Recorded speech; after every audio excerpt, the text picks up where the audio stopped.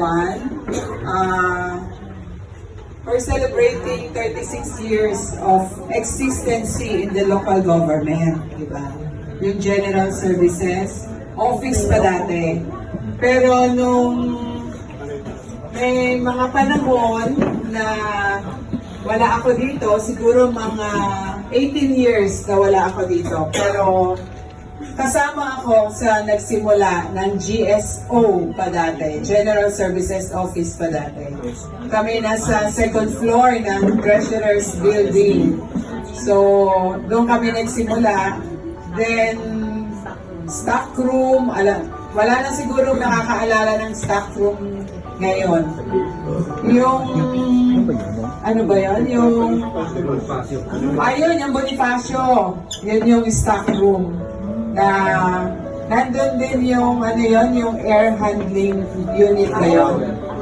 Cooling tower, nandun din siya. Kaya mga kami nung dati, mga bodigera pa lang kami nung dati.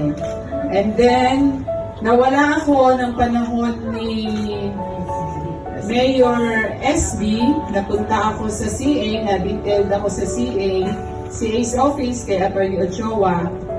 Pag-alis naman ng SB administration, nagkaroon naman ng development ang division namin, yung procurement division, na naging department siya. So, pagdating naman ng panahon ni Mayor HB,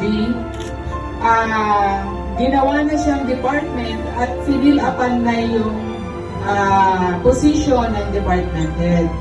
So luckily, ako yung nakakuha ng department head ng procurement division. So nalipat kami doon sa finance committee. For 9 years, nag-serve ako as procurement officer ni Mayor HB. While kay Mayor SB ay procurement din naman kami. Then, after noon, 18 years, si Mayor Joy Belmonte naman ang pumalit, nagbalik ako ulit dito sa GSD. So, napakagandang pangyayari, hindi ko na panaginipan lahat ito na mangyayari. Kasi, dito ako nagsimula, being the GSO pa dati, and dito rin, ba may background? Hindi ako iyak. Hindi ako iyak. Tapos, naging GSD, balik ako ulit dito. Diba? Magaling talaga yung Diyos. Talagang hindi mo alam kung saan kanya dadalhin. At hindi mo alam na sa lahat ng pupuntahan mo ay mapapabuti at may mapapasaya at meron kang matutulungan ng mga tao. Diba? So, ako, ganun lang ako parate habang naglilingkod, hanggat kaya kong tumulong, hanggat kayang maibigay yung lahat ng pwede kong itulong sa inyo ay gagawin natin.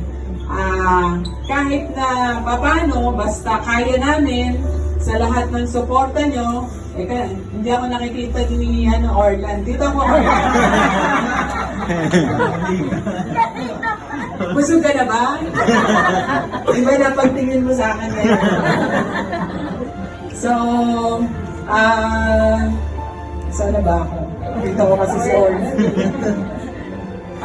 Yun nga, sabi ko sa inyo, lahat ng pwede natin itulong sa bawat isa para umunlad ang buhay ng bawat isa ay gagawin natin. Hindi natin ipagdadamot na sa maliit naming way, in our own little way, nandito ang ating assistant for operation, si Joel, at for administration, si Carmen, at 10 na mga division chief na nandito, at malungkot si Ermel. Bakit mo yun?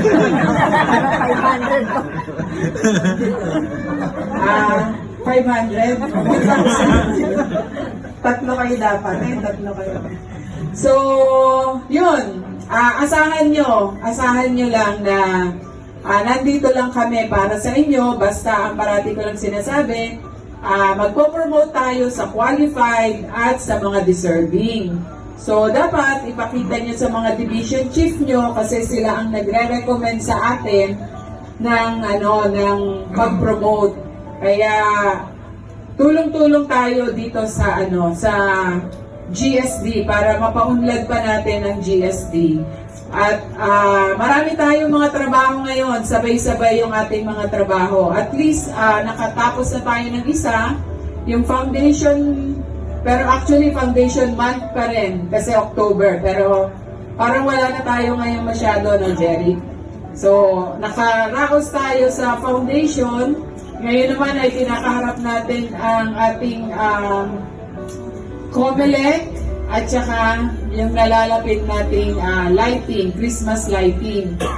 Sa totoo lang, lahat ng mga opisina at empleyado ng City Hall ay hinihintay kung gaano na naman natin sila mapapasaya para dito sa darating na 2023 Christmas lighting. So kaya lahat tayo ay magsusupport at tutulong para naman pakita natin sa mga lahat ng mga empleyado ng City Hall na kaya natin silang pasayahin sa pamamagitan ng mga Christmas decors. Kaya kung mamarapatin nyo, ay lahat tayo ay pwede ma-involve dyan sa Christmas decorations this time. Kasi kailangan namin ng tulong nyo dahil kailangan matapos na natin siya ng first week of November. Ilang araw na lang, kasabay pa yung COMELEC natin, pero kaya natin yan, di ba? Yes! Yes! Kasi tulong-tulong tayong lahat, kaya dapat kakayanin natin ito. Di ba, Faith? Yes! Yes! Di ka galit? So, yun yung aking naging bungay dito sa GSD. Dito, lahat ako natuto, lahat-lahat. Alam nyo na yan, alam na ni Teddy yan, di ba, Teddy? Ito na naman. Pero, sa lahat ng experience dito ay sa ngayon ay tinatawanan na lang namin pagka merong mga biruan naaalala namin, pero parang kasi dati kami barkadahan kami dati, sa totoo lang. Nabubuhay kami na after office hour, meron kaming isang tinatambayan na bahay doon sa may Project 6 na doon kami Kumakain ng tenga. doon namin sinasayang yung hanggang alas 10, alas 12 tayo ng gabi doon sa bahay na yon, di ba?